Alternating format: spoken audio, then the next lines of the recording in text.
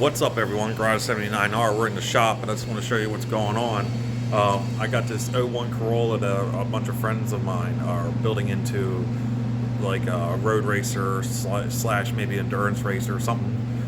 They're going road racing with it. So it's here. They did a manual conversion. I kind of have to like go back and verify some things. I'm going to also reduce some of the wiring in the car, make it more basic.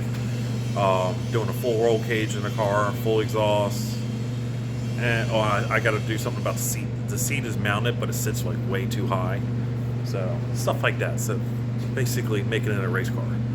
Got my buddy Starlet on the lift. I just resealed the front end of the motor because we've been chasing oil leaks, and finally went ahead and did the crank seal and the oil pump seal because they were, as far as I can tell, original because they just cracked as they came out. So it needed the water pump. That's mainly why it's back. The water pump took a shit after about a week after I did all the upgrades. So replaced the water pump with a brand new Aizen unit.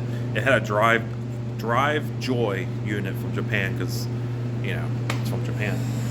So it had already been replaced once before, and I don't know how good the drive joy stuff is. I guess it's kind of like Napa or something like it, probably mid tier. But so anyway, it's got a new Aizen pump on it, new Toyota seals in the front of the motor. I just retimed it yesterday. Like, it's basically ready to start going back together.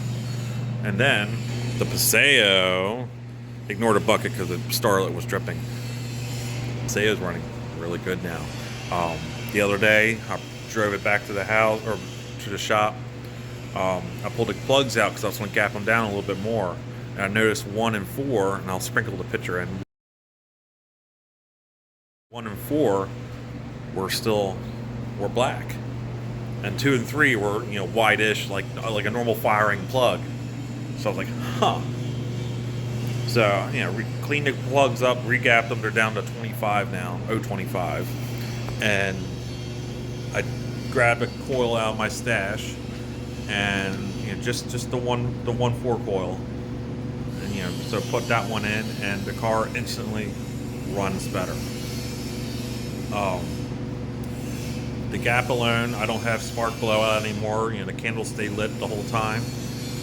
During a hard pull, I have like no more random stumbles and misfires and whatevers.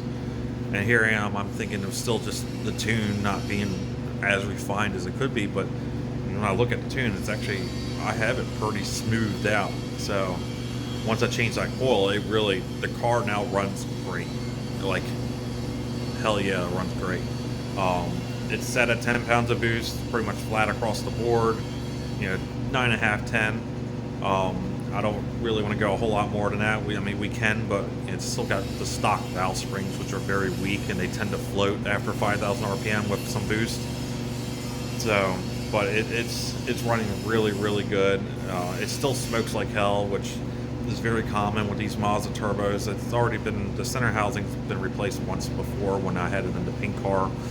And so I'm going to try a different breather setup maybe, and hopefully it's like a crankcase, like a little bit of back pressure building up in the drain for the turbo. I have an idea I want to try that I've seen in some other things, but I want to try it on this. And it might be too far gone to make a difference at this point, but it's worth a shot. It ain't going to make it worse. And then we already planned if it doesn't get much better, we're just going to put another center section in it. So that's good. What's going on? That really starting to work the bugs out of this. Still got the detonation cans hooked up. I'll probably take that off after the next round of playing around with it. And I need to start I need to put the back seat back in and start up the rest of the stuff that I kind of pushed off because it wasn't that a priority. So, but yeah, that's what's going on. Pretty cool. Shop full of Toyotas, just how I like it. And I'm going to be working on Earl soon because I only have a month left to get it running. The first event of the year is just over a month away.